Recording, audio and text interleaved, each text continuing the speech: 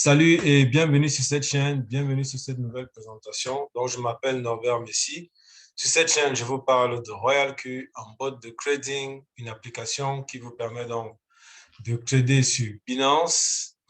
Grâce à cette application, vous allez générer un rendement entre 10 et 30% sur 30 jours.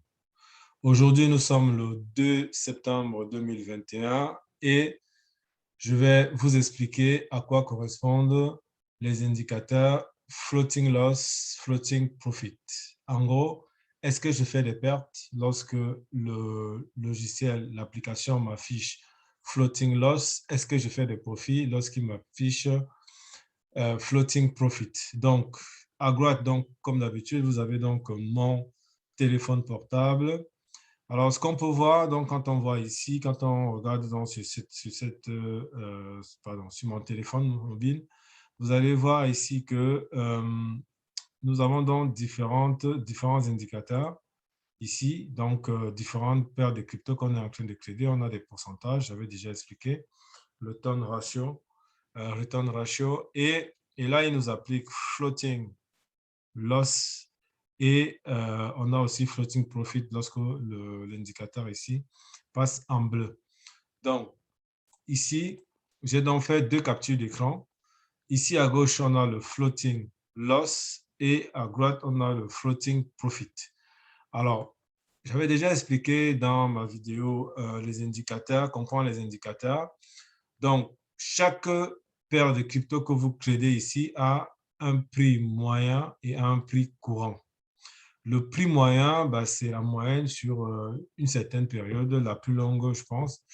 Et ici, on a la valeur actuelle. Donc, pour qu'on ait un profit, il faut que ce prix actuel courant soit au-dessus de la moyenne. Ça, vous savez déjà. Et lorsque ce prix courant est inférieur à la moyenne, on fait des pertes. Mais faire des pertes, faire des profits, est-ce que le robot vraiment fait des pertes, fait des profits? La réponse est non. Puisque ici, le robot ne vendra pas tant que la valeur courante est inférieure à la valeur moyenne. Et lorsque cette valeur courante est supérieure à la valeur moyenne, le robot ne vendra que lorsque vous aurez atteint 1,5% dans mon cas avec ma stratégie. Lorsque j'aurai atteint 1,5%, lorsque la valeur courante sera 1,5% au-dessus de la moyenne et un retrait de 0,5. C'est à ce moment que le robot va vendre.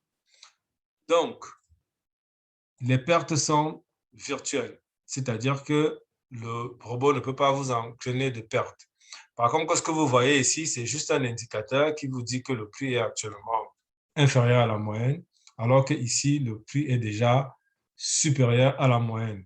Supérieur à la moyenne, ça veut dire que potentiellement, vous allez faire du profit. Inférieur à la moyenne, ça veut dire que potentiellement, vous allez faire des pertes. Mais les conditions n'étant pas réunies pour que le robot vende ou achète, parce que vous avez défini ici dans quelles conditions est-ce qu'il doit vendre, ici 1,5% au-dessus de la moyenne, et vous avez défini aussi dans quelles conditions il doit racheter. Voilà.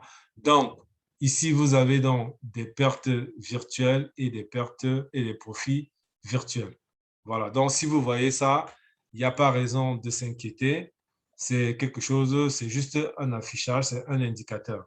Et donc, si vous voulez savoir comment est calculé justement ces valeurs de pourcentage qui sont ici négatives et ici positives, eh bien, c'est quoi? C'est le prix courant moins la moyenne divisé par la moyenne. C'est ce qu'on voit là. Et puis, on multiplie par 100. Et si vous faites le calcul ici, ça fait donc cette valeur moins celle-ci. Donc, celle-ci étant plus petite que celle-là, donc la différence est négative. C'est pour ça que c'est moins là, divisé par la moyenne.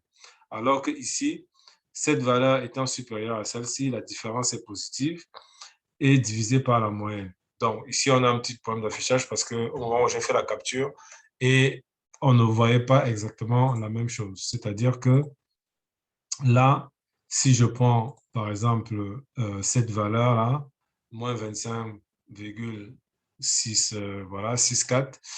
Eh bien, moi, j'ai cliqué ici. Bon, la valeur a légèrement changé. C'est pour ça que le ratio, il est légèrement, il est différent. Donc, voilà. Donc, ceci achève cette courte vidéo dans laquelle vous devez comprendre que lorsque vous avez floating loss ou floating profit, eh bien, vous ne perdez pas de l'argent et vous ne gagnez pas non plus de l'argent. Par contre, on verra après que vous pouvez faire une vente manuelle. Dans ce cas, vous allez donc effectivement faire un profit. Et vous pouvez aussi faire une perte, vous pouvez aussi racheter, pardon, vous ne ferez pas de perte, bien évidemment. Vous allez racheter parce que le prix est bas. Voilà. Donc, voilà. Donc, si cette vidéo te plaît, si ça t'a plu, n'hésite pas à liker. N'hésite pas à t'abonner à la chaîne si tu n'es pas encore abonné. Et active la cloche de notification. Rejoins-moi sur mon groupe Telegram où il y a beaucoup d'échanges. C'est très sympa. Et je te dis à bientôt pour une prochaine vidéo.